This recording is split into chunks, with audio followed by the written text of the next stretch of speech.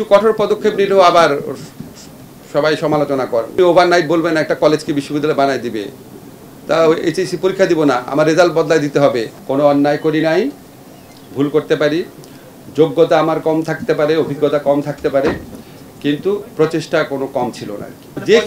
যে কেউ ভিন্ন মত পোষণ করতে পারে, কিন্তু এইভাবে রাস্তা ব্লক করে দেওয়া, সাধারণ মানুষকে ভোগান্তির মধ্যে ফেলা, সাধারণ মানুষকে জিম্মি করা, এই অসহনীয় আপনার ট্রাফিক জ্যাম সৃষ্টি করা, আন্দোলনকারীরা মানে যদি এই ধরনের জিনিস অব্যাহত রাখে, আমি মনে করি সাধারণ মানুষের পক্ষ থেকে তাদের বিরুদ্ধে প্রতিরোধ গড়ে তোলা উচিত।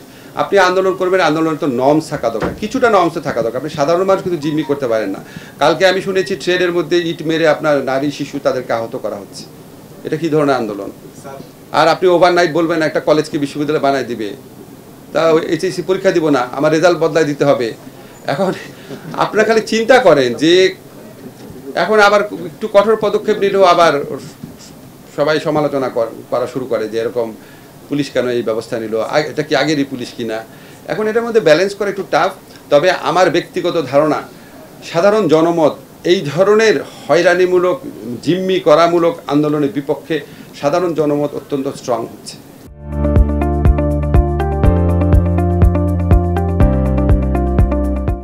যদি শক্ত হয়, দুই একজন যদি আহত হয়, গ্রেফতার হয়, এটা সাধারণ মানুষের একটা অংশের মধ্যে আবার এক ধরনের আপনার মানে কষ্ট তৈরি করবে না যে আপনারা আগের সরকারের মতো দমন নিপীড়নে যাচ্ছেন কিনা।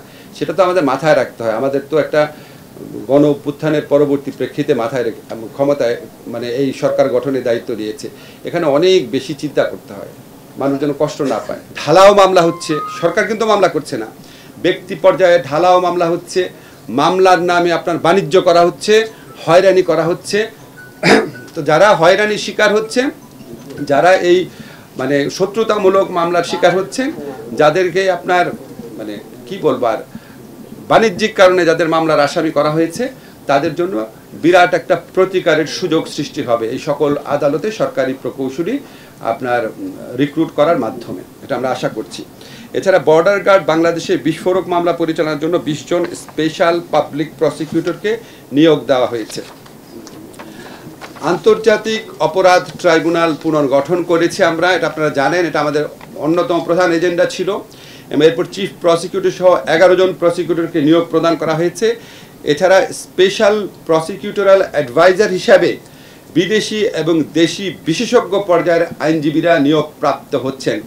বিদেশি যিনি আছেন ওনার নিয়োগপত্র সম্পন্ন হয়েছে আজকে, আপনারা 2-1 দিনের মধ্যে জানবেন। দেশি যিনি আছেন আইন বিশেষজ্ঞ, ওনার একটা প্রসেসের মধ্যে রয়েছে, আশা করি এই সপ্তাহের মধ্যে এটা হয়ে যাবে।